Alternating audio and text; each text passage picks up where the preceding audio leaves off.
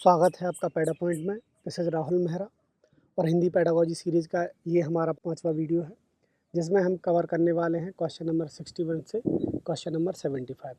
60 questions हम already cover कर चुके हैं, तो चलिए बिना देरी के स्टार्ट करते हैं आज का ये वीडियो। क्वेश्चन नंबर 61, एक भाषा अध्यापक अपने विद्यार्थियों को उनकी अपनी अधिगम शैली और प्राथमिकता का पता लगाने के लिए प्रश्नावली देता है। यहाँ अध्यापक किस भूमिका का निर्वाह कर रहा है? ऑप्शन है विशेषज्ञता संबंधी सूचना देने वाला, निदान शास्त्री, प्रबंधक, योजना निर्माणक। चलिए लगाइए इस क्वेश्चन का क्या आंसर होगा। चलिए देखते हैं।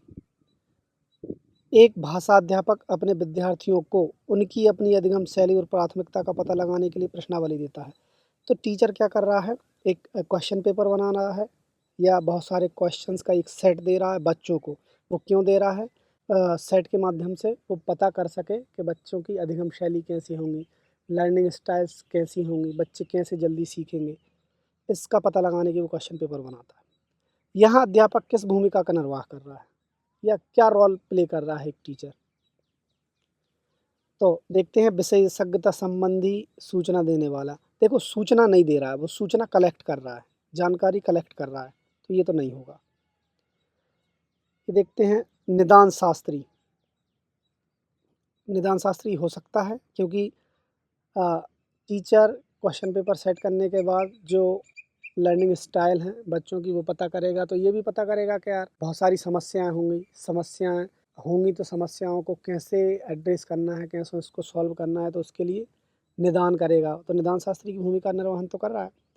प्रबंधक, मैनेजर ऐसा मैनेजमेंट कर नहीं रहा है वो। योजना निर्माणक, अभी तो योजना बनाई नहीं है, योजना बनाएगा वो, तो ये तो नहीं है। योजना निर्माणक भी नहीं है और योजना निर्माणक नहीं है, प्रबंधक भी नहीं है, विशेषज्ञता संबंधी सूचना वाला नहीं है। तो हमारा करेक्ट ऑप्शन होगा ऑप्शन नंबर 2, निदान शास्त्री। चलिए देखते हैं क्वेश्चन नंबर 62। अभिकथन है, कारण है, स्टेटमेंट है और उसका रीज़न है। इसमें देखना है कौन सा ऑप्शन सही है। चलिए देखते हैं, अभिकथन पढ़ते हैं। कक्षा में अधिगम अनुभव बच्चों के जीवन और उनके संदर्भों से जुड़े होते हैं। उसका रीज़न है, अधिगम अनुभवों की अभिकल्पना बच्चों की पूर्व समझ के आधार पर करनी चाहिए। तो ऑप्शन देख लीजिए, उसके बाद इसको हम अटेम्प्ट करते हैं, इसका आंसर क्या होगा।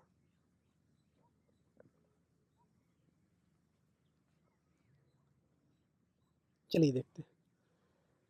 कक्षा में अधिगम अनुभव बच्चों के जीवन और उनके संदर्भों से जुड़े होते हैं। तो निश्चित रूप से बच्चे जो एक्सपीरियंस करते हैं और जो सीखते हैं वो एक पर्टिकुलर कॉन्टेक्स्ट में सीखते हैं। तो यही है, कक्षा में अधिगम अनुभव बच्चों के जीवन और उनके संदर्भों से जुड़े होते हैं, निश्चित रूप से जुड़े रहे होते हैं। तो ये हमारा स्टेटमेंट करेक्ट है। तो उसका रीज़न क्या है? अधिगम अनुभवों की अभिकल्पना बच्चों की पूर्व समझ के आधार पर करनी चाहिए। निश्चित रूप से कोई एक अच्छे बैकग्राउंड का बच्चा है, उसके अधिगम अनुभव उस हिसाब के होंगे, या जो बच्चा जिसका परिवेश बहुत अच्छा है, उसके आसपास पढ़े लिखे लोग हैं, तो वो ज़्यादा सीखेगा, उसके अनुभव उस प्रकार के होंगे। तो ये भी हमारा करेक्ट है। तो देखते हैं, ए सही है लेकिन आर गलत है। नहीं, दोनों सही हैं। ए और आर ये भी नहीं है। ए और आर दोनों सही हैं और आर ए की सही व्याख्या करता है। निश्चित रूप से हमारा करेक्ट आंसर होगा ऑप्शन नंबर 3। आर की व्याख्या सही नहीं करता, ये नहीं होगा। Option 3 will be the correct answer. अब देखते हैं क्वेश्चन नंबर 63। भाषा अधिगम के बारे में कौन सा सही नहीं है? Which is incorrect regarding language learning. देखते हैं, भाषा अधिगम का संबंध अर्थ ग्रहण करने से है। भाषा अधिगम के लिए व्याकरण सीखना अनिवार्य है। सभी शिक्षार्थी सरलतापूर्वक भाषा सीख सकते हैं यदि उन्हें भाषा में व्यवहार करने के लिए पर्याप्त अवसर दिए जाएं, और भाषा अधिगम में समय लगता है। देखिए, हमें हमें क्या करना है, कौन सा सही नहीं है, कौन सा इनकरेक्ट है। तो भाषा अधिगम का संबंध अर्थ ग्रहण करने से है। निश्चित रूप से लैंग्वेज लर्निंग मीनिंग मेकिंग से ही होती है, तो ये तो हमारा सही है। हमें सही नहीं है वो वाला करेक्ट करना है। ये देखते हैं, भाषा अधिगम में समय लगता है। यस, समय तो लगता है, भाषा सीखेंगे। ये नहीं है कि बच्चे ने जन्म लिया और भाषा सीख गया, ऐसा ऐसा हो ही नहीं सकता। तो ये भी सही है, लेकिन हमें सही नहीं है वो वाला करेक्ट करना है। सभी शिक्षार्थी सरलतापूर्वक भाषा सीख सकते हैं यदि उन्हें भाषा में व्यवहार करने के लिए पर्याप्त अवसर दिए जाएं। यस, ये भी सही है। भाषा अधिगम के लिए व्याकरण सीखना अनिवार्य है। ये नहीं है कि आपको ग्रामर सीखें पहले, ये ज़रूरी नहीं है। जब बच्चा भाषा सीख रहा है पहले आप उसको ग्रामर सिखाएँगे कि नहीं पहले आप ग्रामर सीखो फिर हम आपको भाषा सिखाएँगे, ऐसा नहीं होता। भाषा स्वतः सीखी जाती है, अपने हिसाब से सीखी जाती है, समय के साथ सीखते जाते हैं। तो हमारा ये सही नहीं होगा, करेक्ट ऑप्शन हमारा यही होगा क्योंकि क्वेश्चन की डिमांड ये है कौन सा सही नहीं है, which is incorrect. So this will be incorrect. So correct option हमारा होगा ऑप्शन नंबर 2। अब देखते हैं क्वेश्चन नंबर 64। ये भी स्टेटमेंट और उसके रीजन वाले पे आधारित है। देखते हैं, भाषा सांस्कृतिक जागरूकता और अभिव्यक्ति का महत्वपूर्ण पहलू है।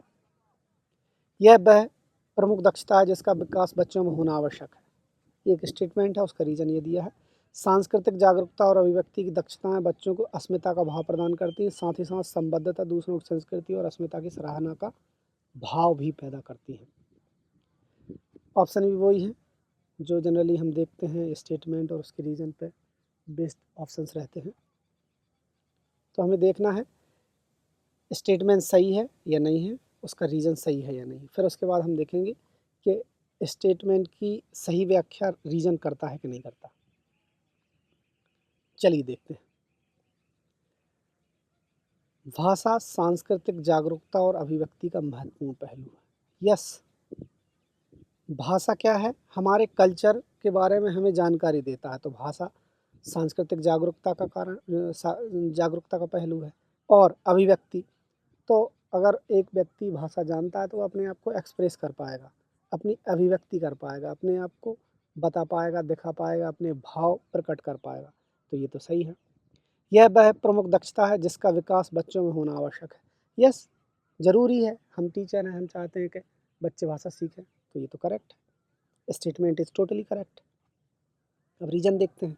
सांस्कृतिक जागरूकता और अभिव्यक्ति की दक्षताएं बच्चों को अस्मिता का भाव प्रदान करती हैं, तो यस करती ही हैं। सांस्कृतिक जागरूकता, संस्कृति के बारे में जानेंगे, अपनी अभिव्यक्ति कर पाएंगे, तो ये तो करेक्ट है हमारा। दूसरा देखते हैं, साथ ही साथ संबद्धता, दूसरों की संस्कृति और अस्मिता की सराहना का भाव भी पैदा करती है। हाँ, तो ये सारे काम भाषा करती है, तो हमारा करेक्ट ऑप्शन होगा इसमें ए और आर दोनों सही हैं और आर ए की सही व्याख्या करता है। ठीक है, बाकी ये नहीं देखेंगे नहीं, क्योंकि ए सही है लेकिन आर गलत है, आर भी सही है, ए गलत है, ए भी सही है, तो ये भी इनकरेक्ट हो जाएगा, ये भी इनकरेक्ट हो जाएगा। अब इसकी बात करना, ए और आर दोनों सही हैं लेकिन आर ए की सही व्याख्या नहीं करता। सही व्याख्या करता है तो हम इसको क्यों जाएंगे।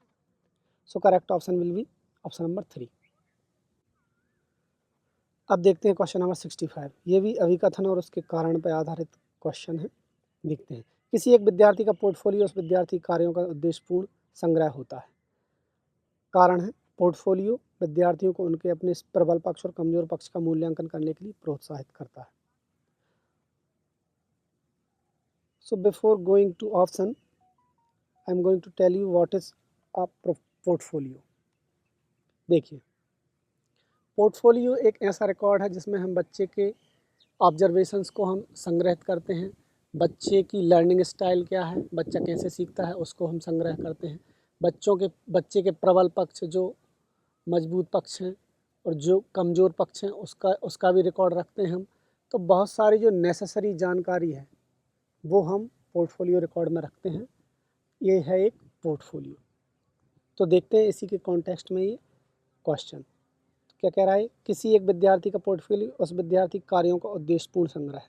यस, उद्देश्य होगा तभी तो हम संग्रह करेंगे, उद्देश्य नहीं होगा तो संग्रह करने की क्या ज़रूरत है। तो ये कथन तो हमारा सही है। दूसरा है इसका रीज़न, पोर्टफोलियो विद्यार्थियों को उनके अपने प्रबल पक्ष और कमज़ोर पक्ष का मूल्यांकन करने के लिए प्रोत्साहित करता है। यस, निश्चित रूप से करता है। तो हमारा दोनों अभिकथन और कारण दोनों सही है, और कारण अभिकथन की सही व्याख्या करता है। So option number 3 will be the correct answer. पाठ्य पुस्तकों में रचनाकारों द्वारा लिखी गई कहानियाँ, कविताएं, नाटक और लेखन की और भी विधाएं होती हैं। हमें इस प्रकार की सामग्री का चयन करना चाहिए क्योंकि, ये ऑप्शन है, आप पढ़ लीजिए, उसके बाद हम देखते हैं इस क्वेश्चन का क्या आंसर होने वाला है।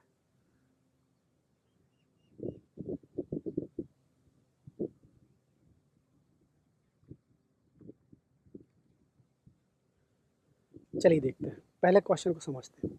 क्या है, पाठ्य पुस्तकों में जो टेक्स्ट बुक हैं विभिन्न कक्षाओं की, उसमें क्या है, बहुत सारे रचनाकारों द्वारा लिखी गई कहानियाँ, कविता, नाटक और लेखन की और भी विधाएँ होती हैं।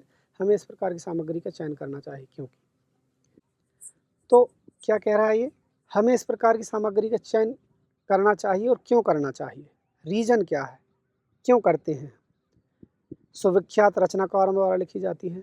ज़रूरी नहीं है कि सुविख्यात रचनाकार हो तो उसकी हम कविता को अपनी पाठ्यपुस्तक में जगह दें। किसी की भी अगर एक कविता, एक कहानी बहुत अच्छी है तो उसे हम जगह देंगे, तो ये तो इनकरेक्ट है। यह सामग्री सरल भाषा में लिखी जाती है। हाँ, जनरली सामान्य और सरल भाषा में लिखी जाती है, लेकिन देखते हैं इसको।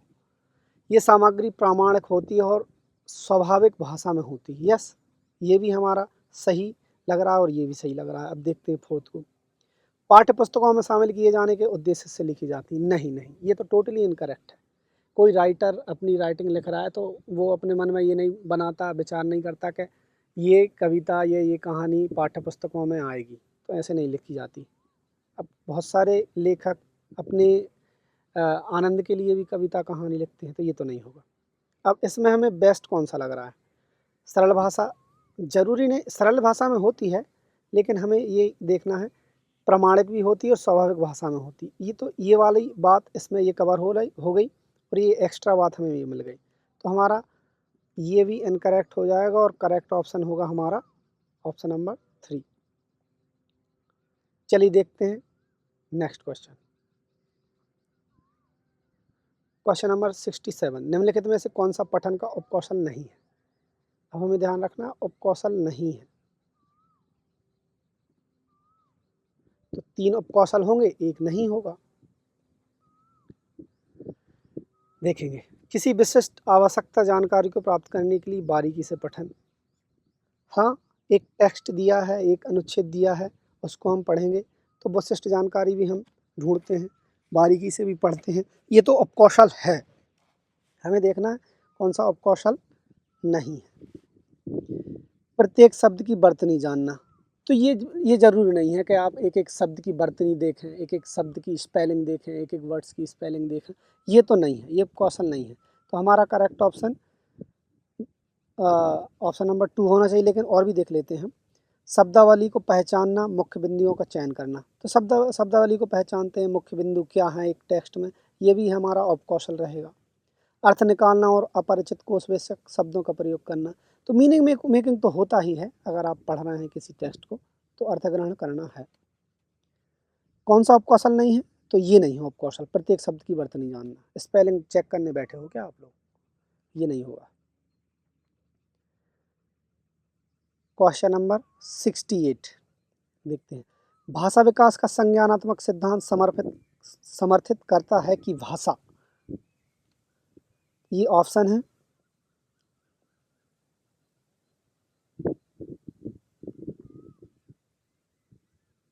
समाज में लोगों के साथ अंतःक्रिया के माध्यम से सीखी जाती है, शाब्दिक अभिव्यक्ति से पहले अवधारणा के प्रति बच्चे की समझ पर निर्भर करती है, व्यक्ति की जन्मजात क्षमता है, पुरस्कार और दंड के माध्यम से सीखी जाती है। तो क्या है, लैंग्वेज की डेवलपमेंट की बात कर रहे हैं और क्या बात कर रहे हैं, संज्ञानात्मक सिद्धांत, जो कॉग्निटिव डेवलपमेंट की बात कर रहे हैं लैंग्वेज के कॉन्टेक्स्ट में। क्या कह रहे हैं वो, भाषा विकास का संज्ञानात्मक सिद्धांत समर्थित करता है कि भाषा के बारे में कौन सा सिद्धांत है, संज्ञानात्मक सिद्धांत। ये 4 ऑप्शन में देखते हैं, नीचे से स्टार्ट करते हैं। पुरस्कार और दंड के माध्यम से सीखी जाती है, ये तो संज्ञानात्मक सिद्धांत की बात नहीं है, ये उद्दीपन अनुक्रिया सिद्धांत की बात है जो कि स्किनर ने दिया है। व्यक्ति की जन्मजात क्षमता है, ये भी नहीं है, ये तो लैंग्वेज एक्विजिशन की डिवाइस की बात करी है एक। और ये देखते हैं, समाज में लोगों के साथ अंतःक्रिया के माध्यम से सीखी जाती है, तो अंतःक्रिया के सीखने की बात वाइगोत्स्की ने की है, जिसे सांस्कृतिक सिद्धांत कहा जाता है। और ये कह रहे हैं शाब्दिक अभिव्यक्ति से पहले अवधारणा के प्रति बच्चे की समझ पर निर्भर करती है, ये संज्ञानात्मक सिद्धांत की एक प्रॉपर्टी है। तो ये हमारा करेक्ट ऑप्शन होगा, option number 2 will be the correct option. अब देखते हैं क्वेश्चन नंबर 69। निम्नलिखित में से कौन सा कथन चित्रों के बारे में गलत है? पुस्तकों में चित्र और आरेख। ये ऑप्शंस हैं, पढ़िए इन ऑप्शंस को।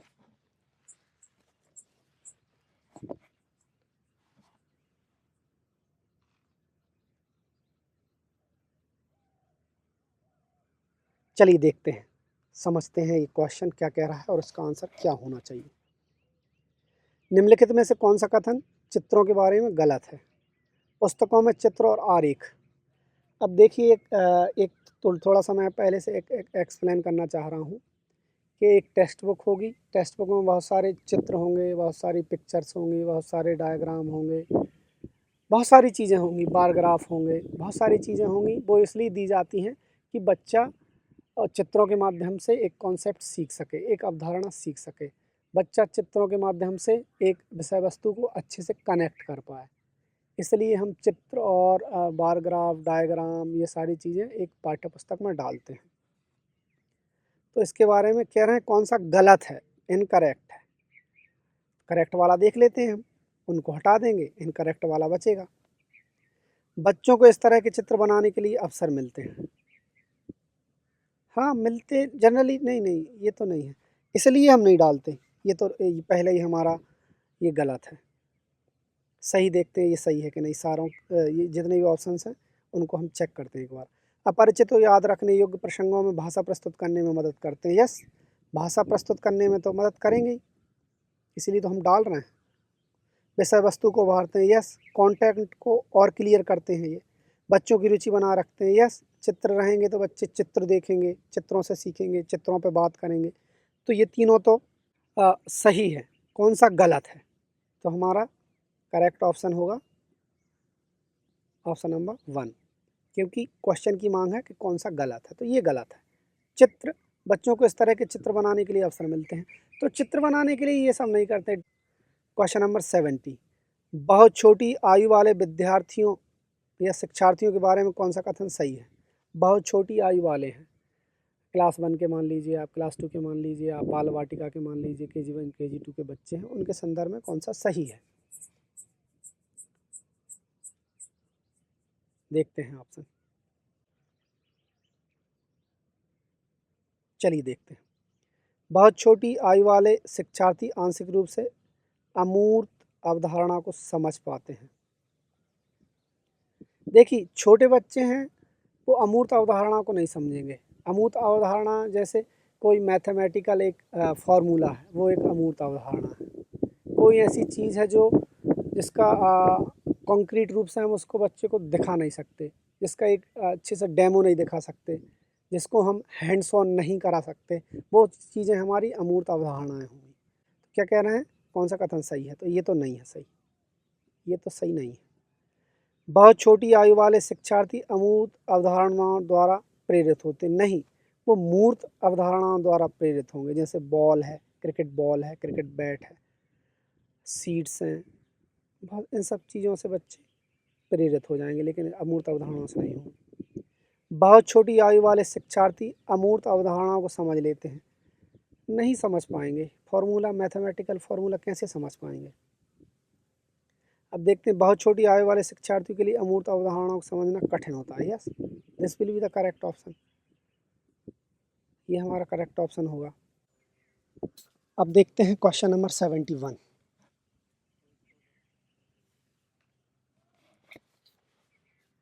कक्षा 1 की अध्यापिका ने अपने शिक्षार्थियों से कहा कि वे दीवारों पर कीरम काटें या स्क्रिबलिंग करें, स्क्रिबलिंग बनाएं, चित्र बनाएं और जो भी मन में आ रहा है उसे लिखें। वह उन्हें किस बात के लिए प्रोत्साहित कर रही है? लेखन कौशल विकास, वर्णमाला के अक्षरों को लिखने की शुरुआत, उद्गामी साक्षरता या आनंद और हर्ष।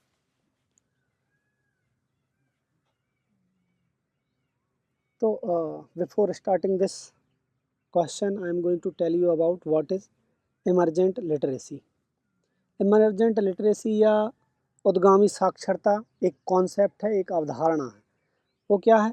जैसे बच्चे छोटे हैं, बाल वाटिका के हैं, बाल वाटिका से भी और कम एज के हैं, 2 साल के हैं, 2.5 साल के, 3 साल के बच्चे बहुत छोटे हैं, वो अभी अभी लिखना स्टार्ट किए हैं, पेन होल्ड करना उन्होंने सीखा है।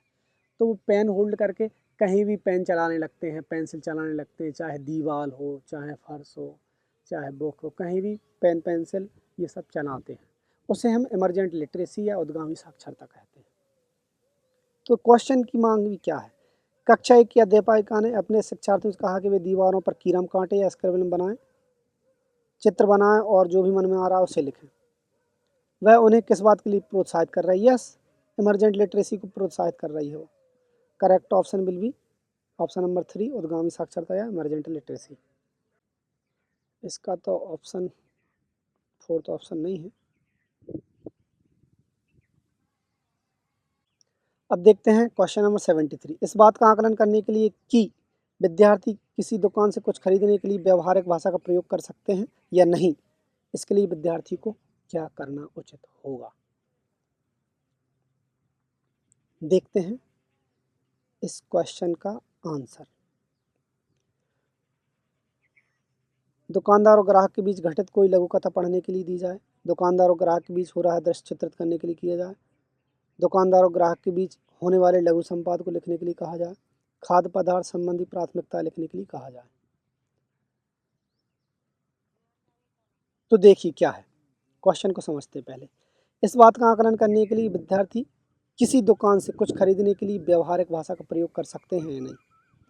तो टीचर ये जानना चाह रहा है कि बच्चे किसी दुकान पर जाते हैं, तो दुकान पर जाने के लिए व्यवहारिक भाषा है जो व्यवहार में बोली जाती है कि हमें नमक दे दो, हमें शक्कर दे दो, इतने रुपए की नमक आएगी, इतने रुपए का शक्कर आएगा। तो ये पता करना चाह रहा है कि बात कर पाएंगे कि नहीं बच्चे, टीचर।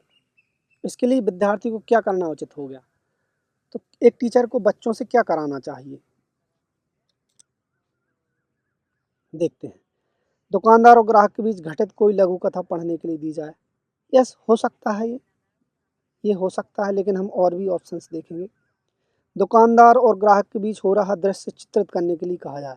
तो चित्र बनाने के लिए तो ये नहीं करेंगे हम, क्योंकि चित्र बनाने में तो बच्चे को बहुत समय लग जाएगा। कैसे चित्र बनाएगा? ग्राहक का चित्र बनाएगा, दुकान में अलग अलग प्रोडक्ट्स हैं उनके चित्र बनाएगा, और जो खरीदार है उसका चित्र बनाएगा। तो ये तो टफ है, ये तो नहीं होगा, ये तो हमारा नहीं होगा। अब देखते हैं थर्ड, दुकानदार और ग्राहक के बीच होने वाले लघु संवाद को लिखने के लिए कहा जाए। हाँ, ये हो सकता है, कहा जाए।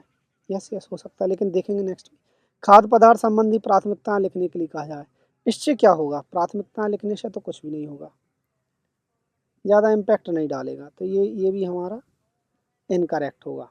तो ये इनकरेक्ट हो गया, दूसरा इनकरेक्ट हो गया। अब हमारे पास दो ऑप्शन है, ऑप्शन नंबर 1 और ऑप्शन नंबर 3।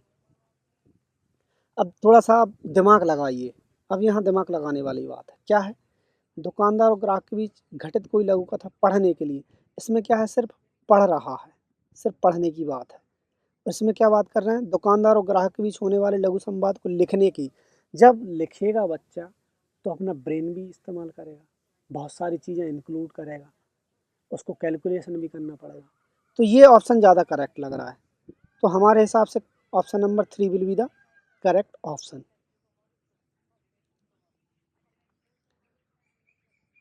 अब इसमें भी ये ऑप्शन नहीं है अवेलेबल। देखते हैं 75। एक अध्यापक अपने विद्यार्थियों की शब्द संपदा का विकास करने के लिए ऐसी सामग्री का उपयोग करता है जिसकी भाषा को अपेक्षाकृत सरल किया गया है और जो प्रमाणिक सामग्री पर आधारित है। सामग्री को क्या कहेंगे? ऑप्शन है द्विभाषिक शब्दकोश, स्तरवार पठन पुस्तकें, समाचार पत्र, रोल कार्ड।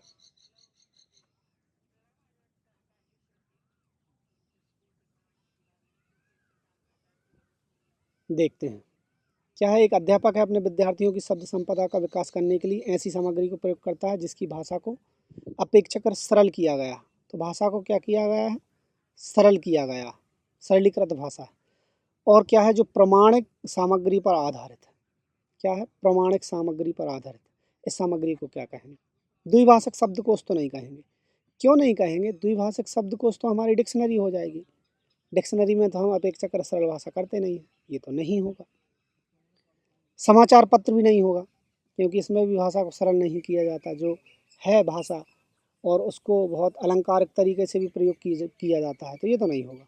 रोल कार्ड तो हम कोई रोल प्ले है, उस टाइम हम बच्चों को उनके डायलॉग्स याद करने के लिए रोल कार्ड दे देते हैं, तो ये भी नहीं होगा। स्तरवार पठन पुस्तकें। This will be the correct option. तो आज की वीडियो में इतने ही क्वेश्चंस हम डिस्कस करेंगे और ऑलमोस्ट हमने कर लिए हैं। बने रहिए पेडा पॉइंट के साथ और सीखते रहिए, और जो भी सीटेट सितंबर 2026 की तैयारी कर रहे हैं उनको ये वीडियो ज़रूर भेज दीजिए। Thanks for watching.